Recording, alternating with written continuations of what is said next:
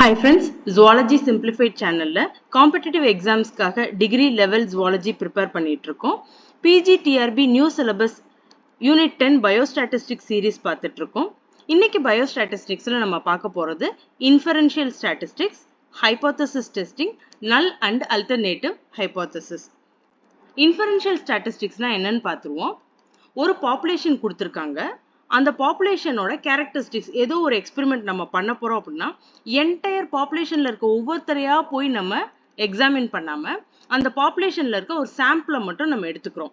ஒரு ரேண்டம் சாம்பிளிங்கா இருக்கலாம். Sample methods எல்லாம் நம்ம ஏற்கனவே ரொம்ப பிகினிங்ல பார்த்தோம். இந்த சாப்டர் ஆரம்பிச்சப்ப ஏதோ ஒரு சாம்பிளை கையில் எடுத்து நம்ம எக்ஸ்பெரிமெண்ட் பண்றோம், இல்ல சர்வே பண்றோம், பண்ணிட்டு ஒரு கன்க்ளூஷன் வருவோம். அந்த ரிசல்ட் இருக்கு இல்லையா, அந்த கன்க்ளூஷன் வந்து இந்த என்டையர் பாப்புலேஷனையும் ரெப்ரசென்ட் பண்ணும். நம்ம எடுத்திருக்க எக்ஸ்பெரிமெண்ட் ரிசல்ட் இந்த சாம்பிளை மட்டும் டிஸ்கிரைப் பண்ணாது, என்டையர் பாப்புலேஷனையுமே டிஸ்கிரைப் பண்ணும். ஸோ இன்ஃபரன்ஷியல் ஸ்டாட்டிஸ்டிக்ஸ் எப்படி பண்ணலாம் அப்படின்னா ஹைபோதசிஸ் டெஸ்டிங் பண்ணலாம், கை ஸ்கொயர் பண்ணலாம், அனோவா பண்ணலாம், டி டெஸ்ட் பண்ணலாம், ரெக்ரெஷன் பண்ணலாம். நான் இப்போ இதோட ஆப்போசிட்டை நான் சொன்னேன் அப்படின்னா உங்களுக்கு இன்ஃபரன்ஷியல் ஸ்டாட்டிஸ்டிக்ஸ்னா என்னன்னு புரியும். இன்ஃபரன்ஷியல் ஸ்டாட்டிஸ்டிக்ஸோட ஆப்போசிட் வந்து டிஸ்கிரிப்டிவ் ஸ்டாட்டிஸ்டிக்ஸ். டிஸ்கிரிப்டிவ் ஸ்டாட்டிஸ்டிக்ஸ்ல நம்ம மீன், மீடியன், மோட் இதெல்லாம் பண்ணுவோம். டிஸ்கிரிப்டிவ் ஸ்டாட்டிஸ்டிக்ஸ்ல ஒரு பாப்புலேஷன் இருந்துச்சுன்னா அந்த பாப்புலேஷன்ல இருக்கிற ஒவ்வொரு இண்டிவிஜுவலா போய் நம்ம எக்ஸாமின் பண்ணணும், எக்ஸ்பெரிமெண்ட் பண்ணணும், சர்வே எடுக்கணும், அதுக்கப்புறம் ரிசல்ட்டுக்கு வரணும். ஆனா இன்ஃபரன்ஷியல் ஸ்டாட்டிஸ்டிக்ஸ்ல என்ன பண்றோம், ஒவ்வொரு இண்டிவிஜுவலா ஒவ்வொரு வேரியபிளா போய் நம்ம எக்ஸ்பெரிமெண்ட் நடத்தல, அதுல இருக்கிற ஒரு கொஞ்சம் போல சாம்பிளை மட்டும் எடுத்துட்டு வந்து அந்த சாம்பிளை மட்டும் நம்ம எக்ஸ்பெரிமெண்ட்டுக்கு யூஸ் பண்ணிட்டு அதோட ரிசல்ட் கண்டுபிடிக்கிறதா இன்ஃபரன்ஷியல் ஸ்டாட்டிஸ்டிக்ஸ். இதுல வந்து மீன், மீடியன் மோட்லாம் கொடுத்தாங்க. இன்ஃபரன்ஷியல் ஸ்டாட்டிஸ்டிக்ஸ் கொஸ்டின்ல மீன், மீடியன் மோட் கொடுத்தா அதை வந்து நீங்க அந்த ஆப்ஷன்ஸை நெக்லெக்ட் பண்ணிட்டு hypothesis, chi square, ANOVA, T test, regression இதை வந்து நீங்க டிக் பண்ணலாம். ஹைபோதசிஸ் டெஸ்டிங் அப்படின்னா என்ன அப்படின்னா ஹைபோதசிஸ் டெஸ்டிங் வந்து எல்லா ஸ்டாட்டிஸ்டிஷியனுமே யூஸ் பண்ணுவாங்க. ஒரு எக்ஸ்பெரிமெண்ட் நம்ம ஆரம்பிக்கையில ஒரு ஹைபோதசிஸ் கொடுப்போம். இந்த எக்ஸ்பெரிமெண்ட் வந்து இப்படிதான் முடியும், இப்படிதான் ரிசல்ட் இருக்கும் அப்படின்னு நம்மளுக்கு ஒரு ஐடியா இருக்கும் இல்லையா, அந்த ஹைபோதசிஸை வந்து ஹைபோதசிஸ் டெஸ்டிங்ல செஞ்சு பார்ப்பாங்க. எக்ஸ்பெரிமெண்ட் செஞ்சு பார்த்துட்டு ஓகே நம்ம கொடுத்துருக்க ஹைபோதசிஸ் ஓகே அப்படின்னா அக்செப்ட் பண்ணலாம் அந்த ஹைபோதசிஸை. இல்ல நம்ம ஏற்கனவே கொடுத்துருக்க ஹைபோதசிஸும் நம்மளோட எக்ஸ்பெரிமெண்ட்டும் மாறுபடுது அப்படின்னா நம்மளோட ஹைபோதசிஸ் தப்புன்னு ரிஜெக்ட் பண்ணிடலாம். ஓகே, அக்செப்ட் பண்ணாலும் ரிஜெக்ட் பண்ணாலும் எக்ஸ்பெரிமெண்ட் தாங்க, அதுல ஒன்றும் இல்லை. நம்மளுக்கு ஒரு யோசனை இருக்கும், அது ஆமா அதுதான் அப்படின்னு சொல்லி அக்செப்ட் பண்ணலாம், அல்லது அது கிடையாது அப்படின்னு சொல்லி ரிஜெக்ட் பண்ணலாம்.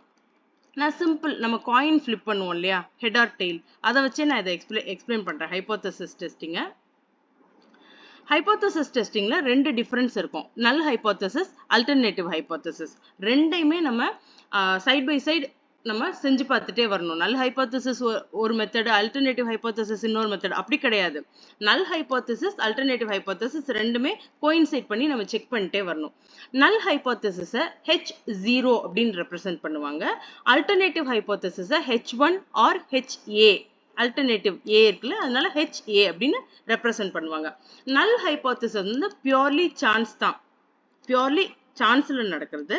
அல்டர்னேட்டிவ் ஹைபோதசிஸ் வந்து ஏதோ ஒரு ரேண்டம் காஸ், ஒரு நான் ரேண்டம் காஸ் ஏதாவது வந்து நம்ம நினைச்சு வச்சிருக்க ஹைபோதசிஸ் அப்படியே அல்டர்னேட் பண்ணிரும், அப்படியே மாறுபடுத்திரும். அதனால அது இன்ஃப்ளூயன்ஸ்டு பை நான் ரேண்டம் காஸ் அப்படின்னு சொல்லி சொல்றாங்க.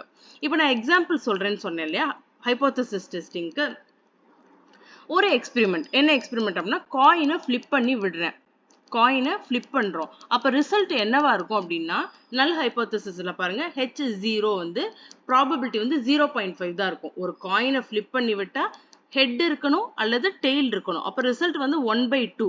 அப்ப பியூர்லி சான்ஸ்ல 1/2 தான் ரிசல்ட். அப்ப நல் ஹைபோதசிஸ் என்னது 1/2, தட் இஸ் 0.5னு போட்டிருக்கோம். ஆனா அல்டர்னேட்டிவ் ஹைபோதசிஸ்ல என்ன நடக்குது அப்படின்னா நான் ஒரு 50 தடவை அந்த காயினை ஃபிளிப் பண்றேன், 40 தடவை ஹெட் வருது, 10 தடவை டெயில் வருது. 40 தடவை ஹெட், 10 தடவை டெயில் வருது அப்படின்னா அல்டர்னேட்டிவ் ஹைபோதசிஸ் வந்து கிரேட்டர் தென் 0.5 இருக்கலாம், லெஸ் தென் 0.5 இருக்கலாம்.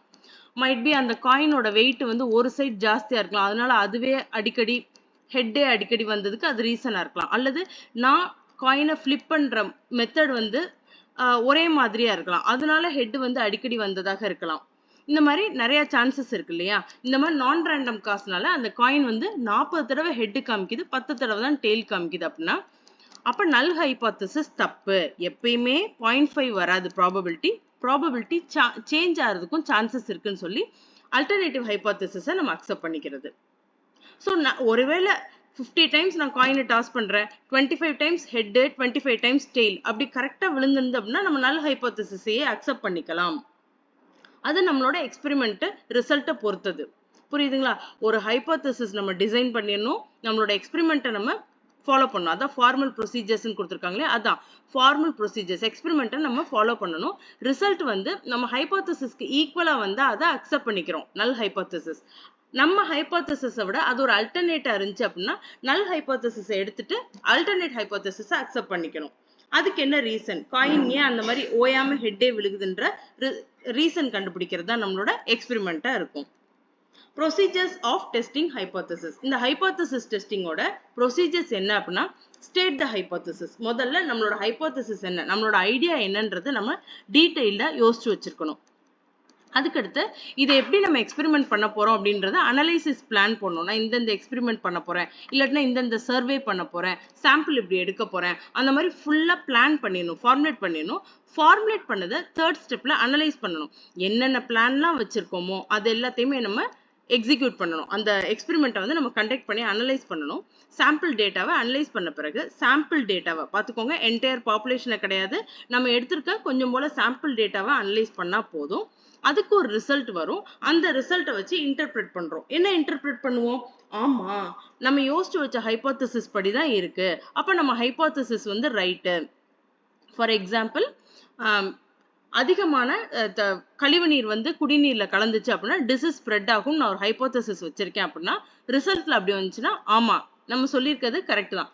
அல்லது கழிவுநீர் குடிநீரோட கலந்தாலும் பரவாயில்ல, அந்த ஏரியால மக்கள்லாம் கொஞ்சம் இம்யூனிட்டியா இருக்காங்க அப்படின்னா அது என்ன ஆயிடும், நம்ம யோசிச்சு வச்ச ஹைபோதசிஸ் தப்புன்னு ஆயிடுமா? அப்ப அல்டர்னேட்டிவ் ஹைபோதசிஸ். அப்ப இதுல என்ன இம்யூனிட்டி இருக்கு, இந்த மக்களுக்குலாம் ஏன் ஜெனட்டிக்கலி இவ்வளவு இம்யூனா இருக்காங்கன்னு சொல்லி நம்ம அடுத்த கட்ட எக்ஸ்பெரிமெண்ட்டுக்கு போகலாம்.